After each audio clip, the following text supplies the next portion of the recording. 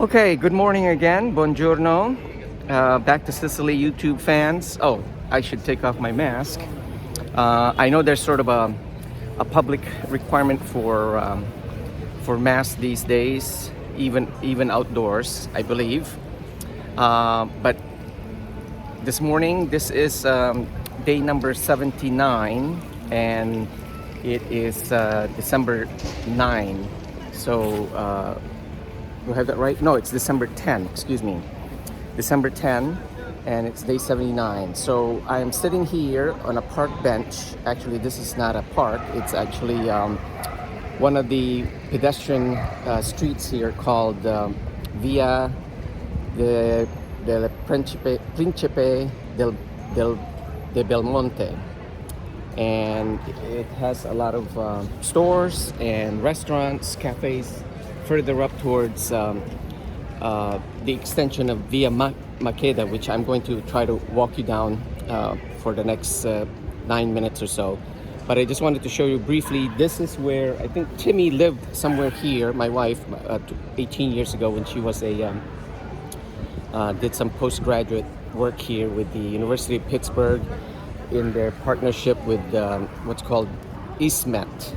I think it's Instituto something. It had to do with the newly opened transplant partnership, because 20 years ago a lot of people here in Sicily did not really believe in organ transplants. I guess maybe it had to do with religion, Catholic Church and so on, but they have since opened up to the idea that they are in fact life-saving measures with some willing volunteers. So actually I just finished buying her goodies, her request, because with the shopping season in full swing, they ran out of this whatever the stuff that she ordered. So I put it here in my bag so I don't crush her pretty little shopping bags. And I also stopped by the main post office on the walk here. I was actually just going to get a little ticket, because it usually takes about an hour and a half to wait in line. But I guess to get this, they call it the kit. This is what you need to fill out if you want to try to come back here and obtain a permesso de soggiorno, which is their, I guess, paperwork that you need to fill out and work with your local consulate back in your home state, which in my case will, I don't know if it will be the mini consulate in Hartford, or maybe I'd have to go all the way to New York City. But regardless of what the requirements are, at least now I'm prepared with my documenti and kit to fill out. So we got the water company here driving by in a pedestrian only area. But all right, let's take a little walk down that way. And what do I do with my mask, just in case I run into the mask police and the municipal guys. Oh, we should say goodbye to Ortigia, which is right there. What the heck did I do with my mask?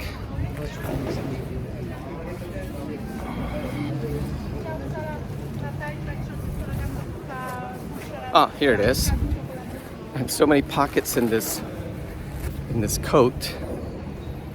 So we'll walk down merrily. Okay, here to my right are the cafes in the middle of this pretty wide pedestrian only Via del Principe de Belmonte. I believe that's the name of it. But oh, there was a menu here not too long ago which Timi recognized. I don't think it's that place.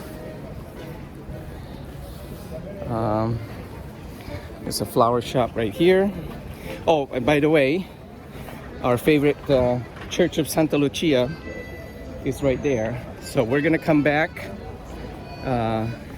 because it's Saint Lucia's Day next Monday, December 13, and that's a pretty big holiday here. and I just spoke to our. Well, I didn't speak to them, but I had an exchange. Oh, I'm sorry. So Church of Santa Lucia is right there, and just in the corner at the end of the block will be the Piazza Castelnuovo, and that's where the statue of oh no, I gotta talk over this guy's music. The statue of Admiral Ruggero Settimo is. Actually, this street, this stretch from Piazza Castelnuovo all the way to Piazza, what's the composer guy's name? Verdi, Giuseppe Verdi, is called Ruggero Settimo. So you get the usual fancies. Actually, they have a Benetton. This is actually a fancy building with apartments, and it had one of the nicer Airbnb apartments in there, but it quickly disappeared. It must have been rented soon after I looked at it. But anyway, let me get to this intersection. This is the intersection between Ruggero Settimo and Mariano Stabili, which is again another thoroughfare, which if you go in that direction, it will head towards Parco Villa Filipina, and the first Airbnb place that I stayed at. So I'm gonna swing the camera around so you can see it's that way. And doing a 360, looking back down Ruggero Settimo, and you'll see that that's the Piazza Castelnuovo is located. Then I'll complete the 360, and this way 2 more blocks and we will be at Piazza Verdi. And in the middle of the street here, they've just set up these temporary booths for local artisans. Well, here this guy has books.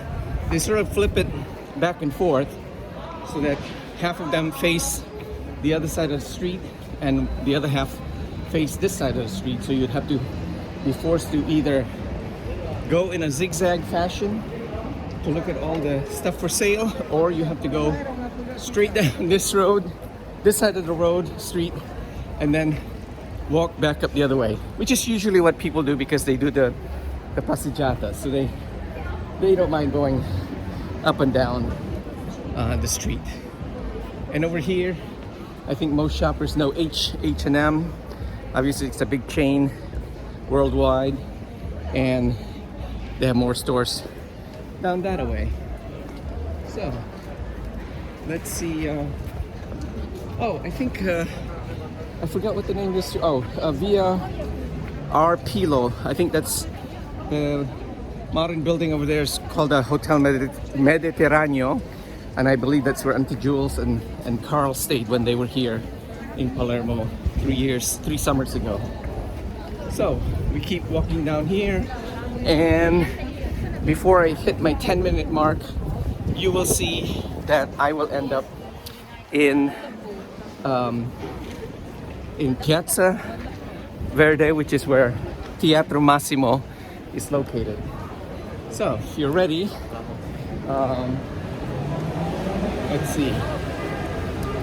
Oh, here's a typical look of, of how during the daytime when these huge doors are closed, you can't see a thing. But when they open it up, you'd see this huge entryway that opens up into a courtyard, which of course people fill up with cars these days. But I'm not gonna cross the privacy line here. See how beautiful the huge doors are. And normally, yeah, there's just a little cheating sized door, just enough for one person to go in. And obviously you have all your doorbells there. So I'll do a 180, and you'll see the other building on the other side is a similar architecture. And actually, this building was also the host of the first Airbnb I looked at when doing my initial search for Airbnbs in Palermo about a year ago. So, walking down to the intersection over here, I have a green light, so I'm gonna make a run for it. And it just turned yellow, so I have to hurry before the races are off. So as I turn this way, you'll see Teatro Massimo right there, which looked great, by the way, with the Christmas lights that I saw for the first time last night. So completing another 360 just so you can see the entire intersection here. Again, going back down to Via Rogero Settimo, and beginning from this corner, it now turns into Via Maqueda, which, if you would have seen this place, I think Lydia told me just 4 years ago, this was a full of vehicular traffic, which is hard to imagine because it would really, it's really been transformed by having it turn into a pedestrian-only street. It's a big protest here of some sort, or a showing of something. A lot of banners. I'm not really sure what that is, but let me keep an arm's length away until I find out exactly what it is and who they are and what their issues might be for the day. So that's Teatro Massimo there on December 10, Friday, our 69th day here in beautiful downtown Piazza Verdi, Palermo. And I'm gonna close out by giving a last peek of Via Maqueda, which, again, if you walk all the way down, you'll end up close to the central station. Not quite in front of it, because that's more the parallel street Via Roma, which is the vehicular street, and that one heads directly into the front steps of the train station. Okay, we'll say goodbye until the next upload from in front of Teatro Massimo. Buongiorno, grazie for stopping by, and salve.